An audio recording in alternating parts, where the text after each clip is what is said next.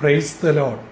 ജീവജലം എന്ന പ്രതിദിന വാഗ്ദത്ത വചനത്തിലേക്ക് ലോകമെമ്പാടുമുള്ള ദൈവമക്കൾക്ക് വേഗം വരുന്നവനായ യേശുക്രിസ്തുവിന്റെ അതിപരിശുദ്ധ നാമത്തിൽ സ്നേഹ വന്ദനം.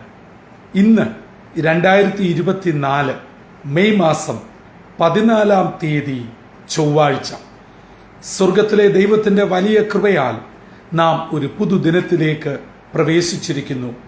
ഈ ദിനം ജീവജലം ശ്രവിക്കുന്ന ഏവർക്കും സന്തോഷവും നന്മയും അനുഗ്രഹവും ഉയരത്തിൽ നിന്നും ധാരാളമായി ചൊരിയട്ടെ എന്നുള്ള പ്രാർത്ഥനയോടും ആത്മാർത്ഥമായ ആശംസയോടും ഇന്നത്തെ വാഗ്ദത്ത വചനത്തിലേക്ക് പ്രവേശിക്കാം. ഇന്ന് ജീവജലത്തിൽ കൂടി പ്രോമിസ് വേഴ്സായി നമുക്ക് ലഭിച്ചിരിക്കുന്നത് 115 സങ്കീർത്തനം 14 വാക്യം.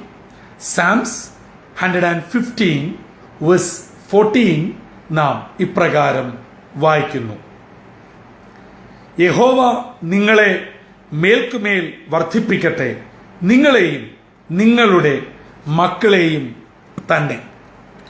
വളരെ അനുഗ്രഹിക്കപ്പെട്ട ധന്യമായൊരു വാക്യമാണ് ഇന്ന് നമുക്ക് ദൈവം നൽകിയിരിക്കുന്നത്.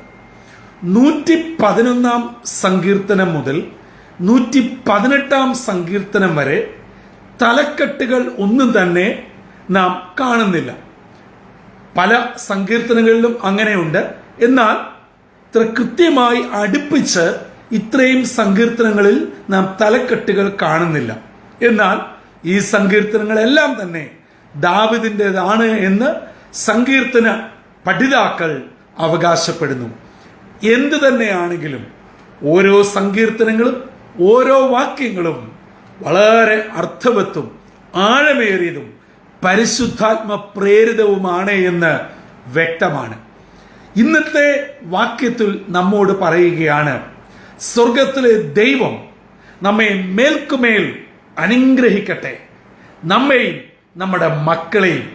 അതെ, ഇന്ന് ഞാൻ വളരെ സന്തോഷത്തോടും അതിലേറെ സ്തോത്രത്തോടും കൂടെയാണ് ജീവജലത്തിൽ എൻ്റെ പ്രിയ സഹോദരങ്ങളെ അഭിസംബോധന ചെയ്യുന്നത്.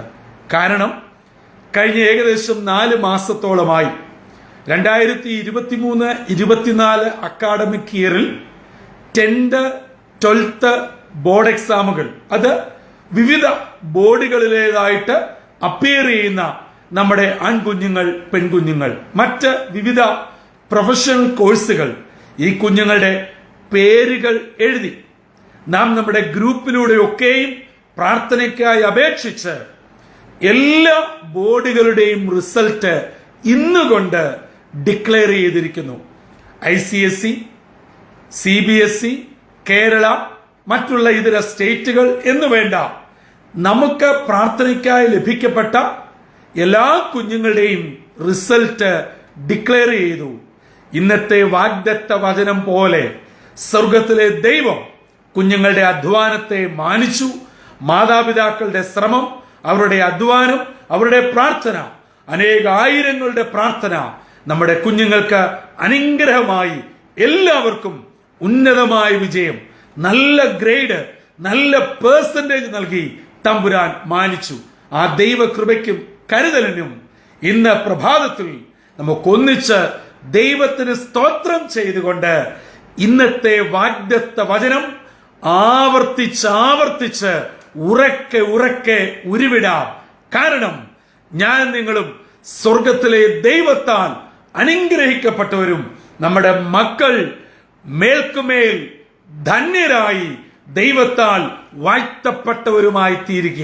അതുകൊണ്ട് നമ്മെയും നമ്മുടെ കുഞ്ഞുങ്ങളെയും അനുഗ്രഹിക്കുന്ന ഒരു ദൈവം അല്ല, ആരെങ്കിലും ഏതെങ്കിലും വിഷയത്തിൽ വിഷമിച്ച് ഭാരപ്പെട്ട് ഇന്ന് പ്രഭാതത്തിൽ ആയിരിക്കുന്നുവോ, അതിന്റെ കാരണം എന്തുമായിക്കൊള്ളട്ടെ, നിങ്ങളുടെ വ്യക്തിപരമോ കുടുംബപരമോ സാമ്പത്തികമോ ആരോഗ്യപരമോ ജോലി സംബന്ധമോ നിയമപരമോ ഏത് വിധത്തിലുള്ള പ്രതിസന്ധിയാണെങ്കിലും നമുക്കൊന്നിച്ച് ദൈവസന്നിധിയിലേക്ക് അടുത്തു വരാം.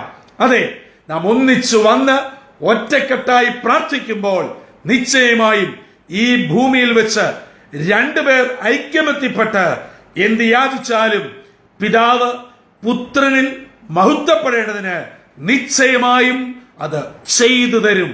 അതെ, ഈ പ്രഭാതത്തിൽ വേദനിക്കുന്ന ഏതെങ്കിലും വ്യക്തി ജീവിതങ്ങൾ എന്നെ കേൾക്കുന്നുവെങ്കിൽ നമുക്കൊന്നിച്ച് ദൂരെയാണെങ്കിലും സമീപസ്ഥനായ ദൈവസന്നിധിയിൽ ഒന്നിച്ച് വിഷയങ്ങളെ പങ്കുവെച്ച് പ്രാർത്ഥനയോടെ അടുത്തു വരാം.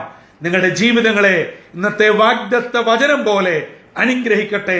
നിങ്ങളുടെ കുഞ്ഞുങ്ങൾ നിങ്ങളെ വിട്ട് മൈലുകൾ കടലുകൾ അപ്പുറയായിരിക്കാം. അവർ പഠിക്കുന്നവരായിരിക്കാം, ജോലിയോടൊപ്പം പഠിക്കുന്നവരായിരിക്കാം, പഠിത്തത്തോടൊപ്പം ജോലി ചെയ്യുന്നവരുമായിരിക്കാം. പലവിധ മാനസിക ശാരീരിക സംഘർഷങ്ങളിൽ കൂടെ കടന്നു പോകുന്നവരാവാം. വിവാഹപ്രായം എത്തിയവരായിരിക്കാം.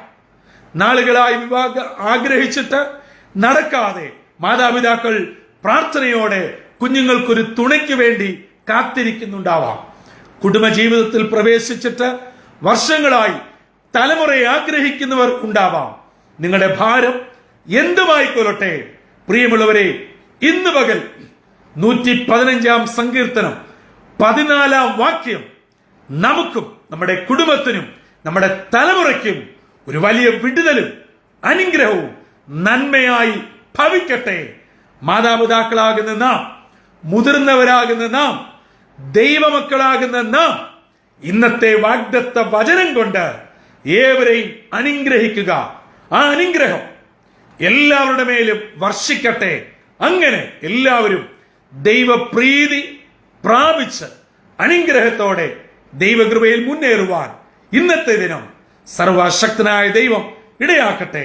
അതിന് പ്രാർത്ഥനാപൂർവം നമ്മെ തന്നെ സമർപ്പിക്കാം. തലകളെ വണക്കാം, പ്രാർത്ഥിക്കാം.